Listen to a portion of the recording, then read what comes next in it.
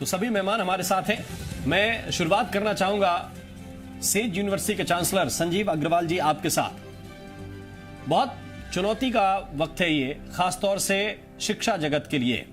दोनों लिहाज से, अगर आप अभिभावक हैं, पेरेंट्स हैं, तो आपकी चिंता अपने बच्चों की शिक्षा के लिए है कि जो ये ब्रेक लगा है ये कितना लंबा होने वाला है, और आप बतौर संस्थापक एक ग्रुप के, एक विश्वविद्यालय के, आप किस तरह से देख रहे हैं और बच्चों के इस संकट को कैसे दूर कर रहे हैं?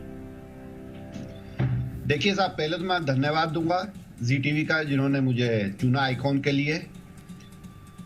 ये संकट काल मैं नहीं मान रहा हूं, एक चुनौती है, चैलेंज है मेरे लिए कि मेरे साथ 18,000 स्टूडेंट जुड़े हुए हैं हमारे says international school, SIRT engineering college, says university Indore, says university Bhopal में सब मिला के।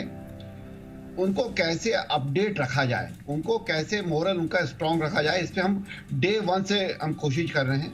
25 मार्च को जब से लॉकडाउन 1 शुरू हुआ था, ऑन द सेम डे हमने बोला आज से ही इनकी क्लासेस, जो फिजिकल क्लासेस नहीं हो रही, इनको डिजिटल क्लासेस स्टार्ट करें। हमने डे 1 से डिजिटल क्लासेस स्टार्ट करी और उनको कंटिन्यूएशन में हम टीच कर रहे हैं ऑनलाइन।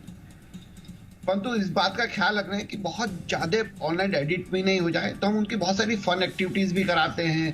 पैरेलल में उनको बहुत सारे मोटिवेशनल हम प्रोग्राम करा रहे हैं, कंटिन्यूस अपग्रेड कर रहे हैं। तो ये होना एक बड़ा हमारी शिक्षा ले रहा है बात, पर स्टूडेंट को मोटिवेट रखना हमारा मेन काम है। अभी हमने एक प्रयास करा, हर स्टूडेंट के पेरेंट्स से, हम इंजीनियरिंग कॉलेज चला रहे हैं, फार्मेसी है, मैनेजमेंट, इनके जो यूनिवर्सिटीज है उनके पेरेंट्स से बात कर रहे हैं, ताकि उनको जनरली स्कूल के पेरेंट्स से बच्चे मतलब बात करते हैं, हम टीचिंग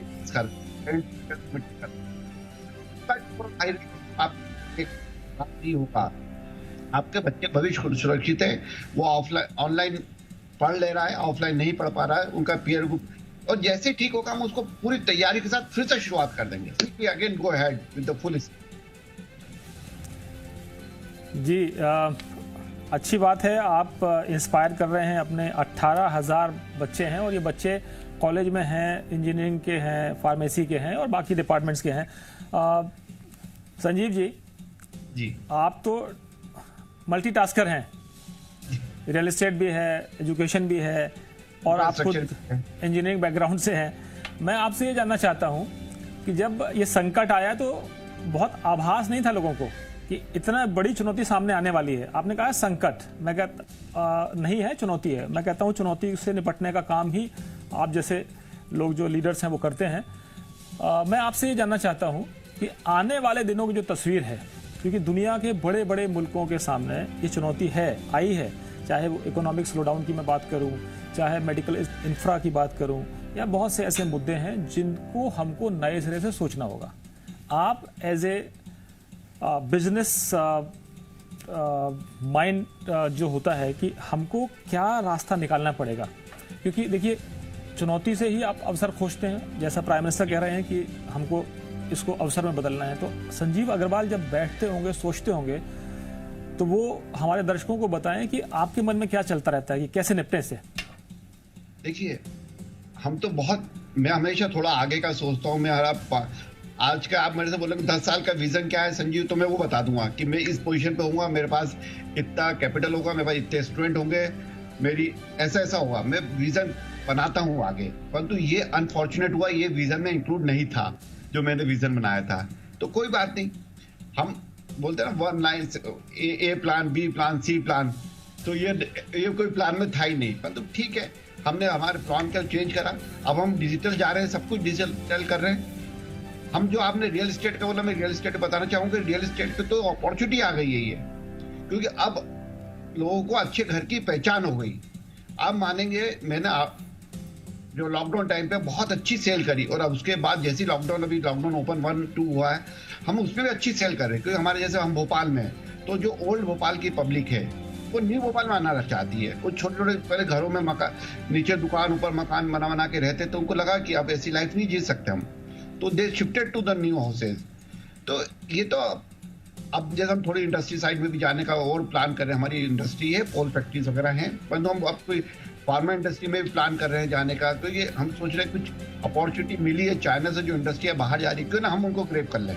उनको आना तो ही। और मध्य प्रदेश में बहुत अच्छा माहौल है, लैंड इकोनॉमिकल है, सरकार का बड़ा सपोर्ट है। वाई भी तो कोई होना कुछ नहीं है। 2-4 महीने की दिक्कतें हैं, आर्थिक दिक्कत है, मानसिक दिक्कत है, परंतु ईश्वर ने अगर दंड दिया है तो उसका पुरस्कार भी देगा। जैसा हम पिता हैं, मैं तो क्या कभी उनको डांटता भी हूँ तो उसके बाद उनको पुचकारता बहुत अच्छे से हूँ जी कि मैं पूरी करता हूँ। जैसे ईश्वर ने भी हमें डांटा है हमारी गलतियों पे, तो हमें पुचकारेगा तो और अच्छे हमें उपहार देगा वो। संजीव जी, एक आखिरी सवाल आपसे करूं आपका सम्मान करने से पहले, कि आपने जैसे कहा कि आप 10 साल की रणनीति बनाते हैं और प्लान ए, बी, सी बहुत तरह के होते हैं, लेकिन कोरोना ने हमको सोचने के लिए मजबूर किया है कि ज़रूरतें बहुत सीमित हो गई हैं। लॉकडाउन के दौरान हमको पता चला कि बहुत सी चीज़ें जो हैं वो हम अनावश्यक उसके पीछे दौड़ते हैं। तो इस नज़रिए से आपने कुछ सोचा है कि कुछ बदला है, मतलब सोचने का अंदाज भी बदला है लोगों का? बिल्कुल बदला है, मेरा ही बदला है। प्रायोरिटीज हमारी, जैसे हमें लगा कि हम परिवार में घर में रह के भी काम कर सकते हैं, तो जैसे अब मैंने 25% टाइम अपना घर पे ज्यादा देना चालू कर दिया। काम कम नहीं करा है, काम तो मैं बढ़ा रहा हूँ, परंतु 25% टाइम अपने परिवार के साथ रहकर ऑनलाइन कर सकता हूँ। और वो चीजें हो रही हैं। वर्क फ्रॉम होम जो एक स्टाइल आ गई है हर एक में, तो दुनिया में हर जगह वर्क फ्रॉम होम ज्यादा बढ़ जाएगा। और डरना नहीं है, मुझे बार बार आपसे एक ही कह रहा हूँ, ये तो बहुत ईश्वर ने जो करा अच्छा करा, वो अच्छा होना है। एक बात को मैं आपको और बताना चाहता हूँ, आपने पिछले उनसे पूछा था, इस बार अपने इंडिया में बहुत अच्छे एडमिशन्स होंगे, क्योंकि जो हमारा 2.5 लाख स्टूडेंट बाहर जाता था फॉरेन पढ़ने के लिए, वो नहीं जाएगा, वो सब इंडिया में रुकेगा। बस अपने को हमें तैयार करना है। जैसे मैंने अब बहुत सारी वर्ल्ड क्लास यूनिवर्सिटी से टाई अप्स कर रहा हूं मैं, कि ऑनलाइन कोर्सेज हम यहीं से करा देंगे, हम उनके टीचर से यहीं पढ़वा देंगे, तो क्यों जाएगा बच्चा बाहर। तो वो हमें एक अपॉर्चुनिटी मिली है कि अच्छा स्टूडेंट हमें मिलेगा, क्योंकि हमारे यहाँ देश का बहुत सारा स्टूडेंट अच्छा बाहर फॉरेन चले जाता था, तो वो रुकेगा। दूसरा, अगर हमारी यूनिवर्सिटी ने बहुत अच्छे टाई अप्स है, जैसे हमने प्लेसमेंट के लिए क्विक हिल एकेडमी है, जैसे हमने उससे टाई अप कर लिया कि सब फर्स्ट ईयर में ही आपको प्लेसमेंट, जब स्टूडेंट एडमिशन लेगा तो उसको प्लेसमेंट फर्स्ट डे ही मिलेगा, क्योंकि हमारे पास जो कंपनी, मल्टीनेशनल कंपनी के ही पर्सन्स आके यहाँ पढ़ाएंगे, हमारी फैकल्टी भी पढ़ाएगी, दोनों कंबाइंडली पढ़ाएंगे, तो बच्चा बहुत अच्छा ग्रो होगा। तो चीजें बहुत अच्छी होने वाली हैं। तिवारी सर, आपके रहते जी टीवी में देख रहा हूँ इतने विपरीत परिस्थितियों में भी इतने सारे काम कर रहा है। कहा चाइना को हैंडल करता है, कभी किसी को हैंडल करता है, तो इट्स अ मिरेकल, बहुत अच्छा होने वाला है। जी बिल्कुल। मैं चाहता हूँ दिलीप जी की पहले संजीव जी का ही सम्मान हो। संजीव जी बहुत बेहतर काम कर रहे हैं, अलग अलग क्षेत्रों में इनका कारोबार फैला हुआ है, और अभी भी प्लानिंग उनकी इस स्तर की है कि वो इस आपदा में भी ये सोच रहे हैं कि एक अच्छी चीज ये होगी कि बहुत से बच्चे विदेश नहीं जाएंगे, तो सिर्फ जरूरी नहीं कि सेज के पास आए, बहुत अलग अलग संस्थान हैं उनके पास वो जाएंगे, जो बेहतर संस्थान है वहां पर उन्हें मौका मिलेगा। जी संजीव जी, देखिए हमने भी एक रास्ता निकाला है, इस चुनौती से एक रास्ता निकाला कि हम अक्सर जब बड़े बड़े कॉन्क्लेव्स किया करते थे, एजुकेशन के हों या और भी हों, तो आपसे अक्सर मुलाकात होती थी, लेकिन अब हमने आपको ऑनलाइन सम्मानित करने का फैसला किया है कि आज हम एक तरह से कनेक्टेड हैं, लेकिन टेक्नोलॉजी के थ्रू, तो सोशल डिस्टेंसिंग का पालन भी हम कर रहे हैं।